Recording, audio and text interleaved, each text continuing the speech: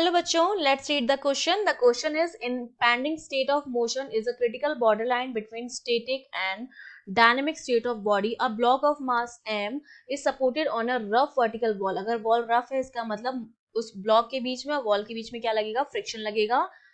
By applying a force F as shown in figure, coefficient of static friction between block and wall is mu s. The block under the influence of F sin theta may have a tendency to move upward, or it may be assumed that F sin theta just prevent downward fall of the block. Read the above passages carefully and answer the following question. तो question है the value of F for which friction force between the block and wall is zero, जिसके लिए friction force जो हो वो zero हो, वो value हमें फोर्स की बतानी है. तो की कॉन्सेप्ट में पहला काम हम क्या करेंगे, जो फ्रिक्शन के क्वेश्चंस आते हैं सबसे पहले हम बनाते हैं उनका फ्री बॉडी डायग्राम.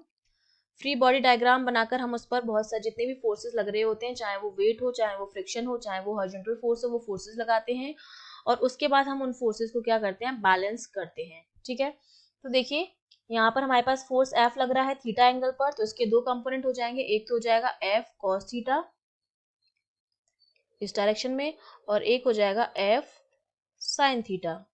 ठीक है, दूसरा इसका वेट लगेगा mg नीचे की तरफ और एक नॉर्मल रिएक्शन इस वॉल लगाएगी जो कि परपेंडिकुलर टू द सरफेस होता है यहाँ पर.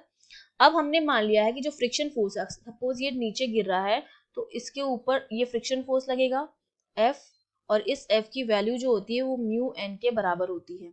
ठीक है, तो जब आप देखेंगे तो देखिए मेरा n जो है वो बैलेंस हो रहा है F cos थीटा से. ठीक है, हॉरिजॉन्टल डायरेक्शन में दो फोर्सेस हैं, एक तो नॉर्मल रिएक्शन है, एक F cos थीटा है, दोनों अपोजिट है. n मेरा आ गया F cos थीटा के, मतलब फ्रिक्शन फोर्स जो आ गया मेरा आ गया है म्यू F cos थीटा के. अब देखिए अगर इस F की वैल्यू जीरो हो जाए, ठीक है, हमें क्या करना है, ब्लॉक और वॉल के बीच में जो फ्रिक्शन फोर्स है उसको अगर मैं जीरो कर दूं तो क्या होगा, जो मेरी वर्टिकल डायरेक्शन में केवल दो फोर्स लग रहे हैं F sin थीटा और mg और दोनों अपोजिट डायरेक्शन में, मतलब अगर मेरा F sin थीटा इस mg को बैलेंस कर दे तो मुझे इस फ्रिक्शन फोर्स की कोई जरूरत नहीं रहेगी.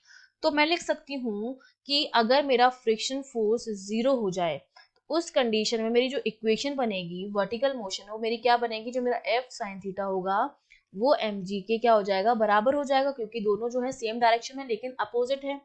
तो यहाँ से मेरे पास F की जो वैल्यू आएगी वो मेरे पास कितनी आ जाती है, mg अपॉन साइन थीटा. तो अगर फ्रिक्शन फोर्स जीरो होगा तो मेरा जो फोर्स लगेगा वर्टिकल डायरेक्शन, हमारे पास फोर्स की जो वैल्यू आएगी वो आएगी mg upon sine theta. That means हमारा जो बी ऑप्शन है वो हमारा क्या हो जाएगा, करेक्ट हो जाएगा.